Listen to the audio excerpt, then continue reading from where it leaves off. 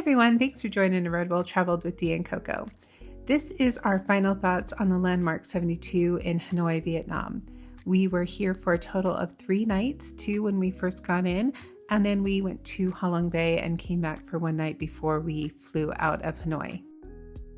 The first 2 nights we were here, we stayed in the King Classic with lounge access, and then the last night we were here, we stayed in the King Classic with no lounge access. The first 2 nights we enjoyed the breakfast and lounge access. The last night we didn't have enough time to enjoy those things, so we didn't opt in for that. We also took you up to the pool, so please go check out that full review if you haven't seen it yet. But let's get to our final thoughts. All right, so we are going to break down our review on the Landmark 72 here in Hanoi. This is our last night. We are coming back from Ha Long Bay and we're staying in a totally different room. So I hope you checked out the video leading up to this point on reviewing both rooms. Yeah, so right now we are currently in the classic room. And when we got here for the first 2 nights, we stayed at the club room. The only major difference is between the 2 rooms, of course, lounge access, but the bathroom at the club lounge was completely enclosed. We did not have a window to see through. So, and it's about the same size room. And believe it or not, the furniture in the classic room looked a lot better, in my opinion, than did the club lounge. And the windows are ceiling to windows. I mean, floor to ceiling windows. Mm-hmm. So that's about it. But yeah. So what are your thoughts of the 2 rooms? So the 2 rooms, I kind of like this room. I actually like having the window for the bathroom. I think it like opens up the room a little bit more. And I like the desk in the basic or classic room as well. I think it adds a little bit more interest. So interest to it. Yeah. Anyway, so let's go into our pros and cons. Pros and cons. Yep. Go ahead. Okay.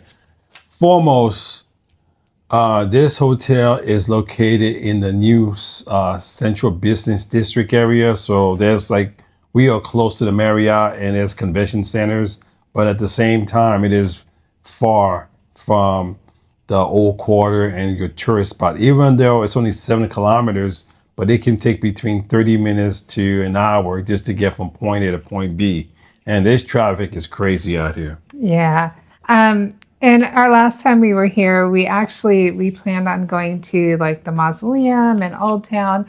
And we were so tired from our trip to Japan that we just ended up chilling until we went to Ha Long Bay. So definitely recommend, if you're going to go to the mausoleum, just word of advice from a local here is that they have a flag ceremony in the morning. So you have to get up bright and early.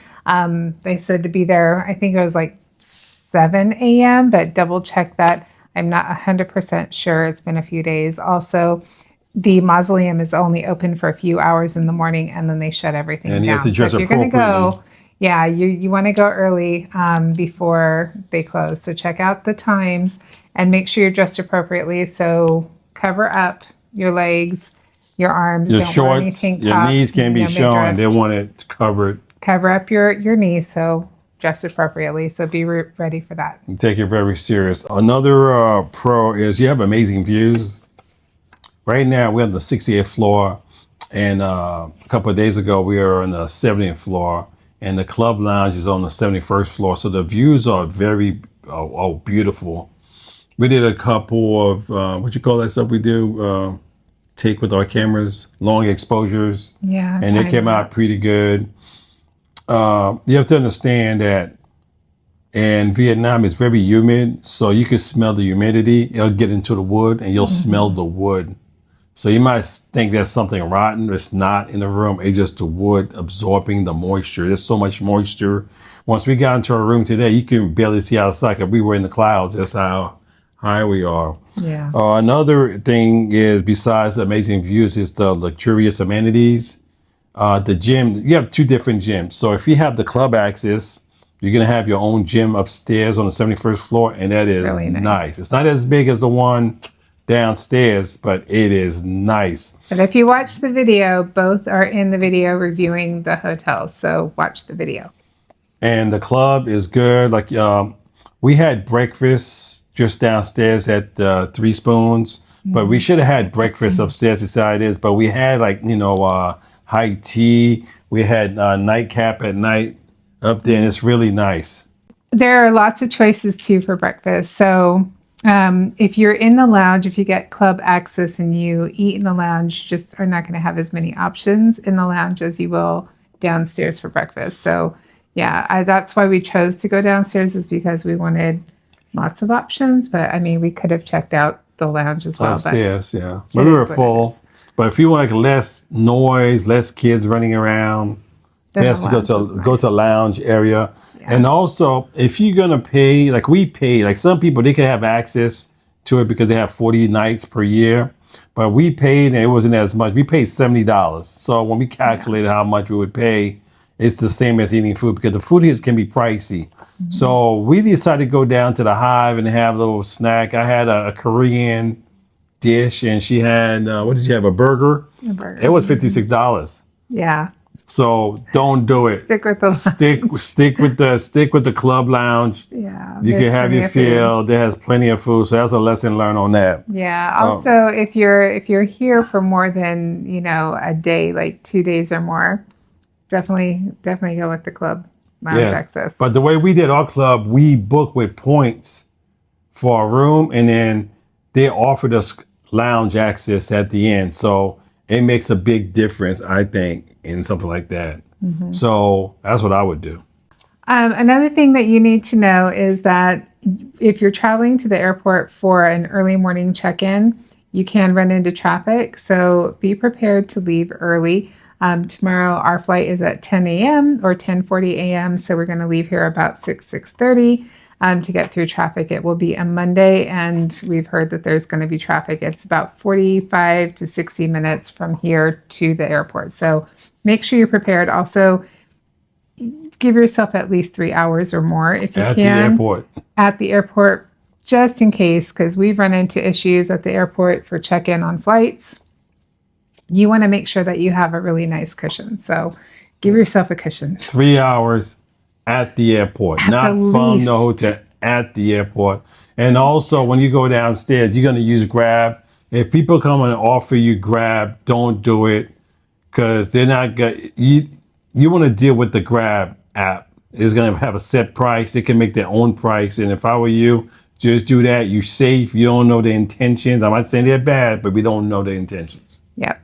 To let you know, the room is high quality. It's really nice. We've read that maybe some people had issues, but from what we've seen so far, we haven't had any issues whatsoever. The furniture looks pretty good to us. And the rooms are nice, and they're very comfortable. It's like a modern contemporary look. Like from the 50s. I don't know. It's hard to explain, but it's nice, Parquet finishing on top.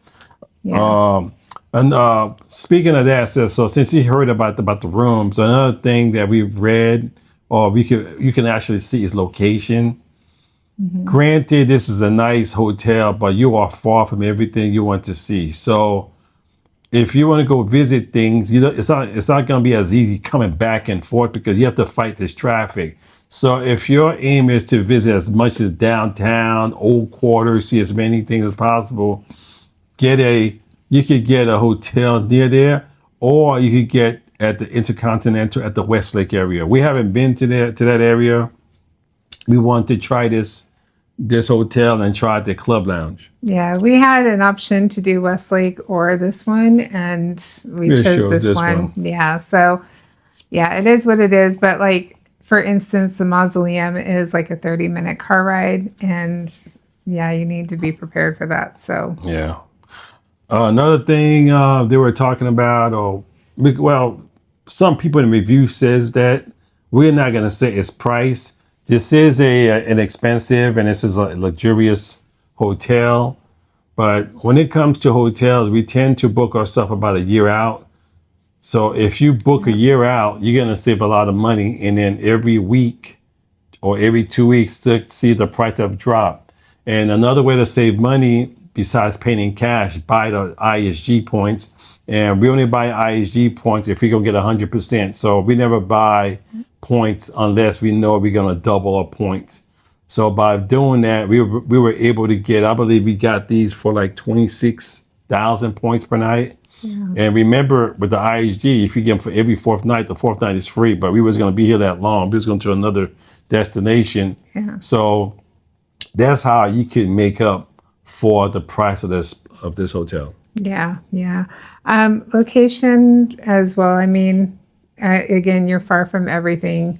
I can't really think of too many cons unless you're wanting to go out and explore the city and go eat. But there's a lot of pros for this hotel if you're looking for just a comfortable place to sleep and just experience some luxury within Hanoi. This is a great place to come. So Yeah. Because like what we did when we got here for the first 2 nights from Japan, we basically just rested. We just stayed at the hotel. We never left. We never left the 72nd floor unless we went down to look at the pool and look at the gym. And that was about it. But if you're just here for a day or two and you don't plan on going anywhere, or you plan on going to your next destination, you just want to relax, this is a good place to go to. But there are other options. But if you just want to check it out, put off your hotel bucket list, this is a good option. it is a good option. So anyway, that's our take on the Landmark 72. Do you have anything else you wanted to add?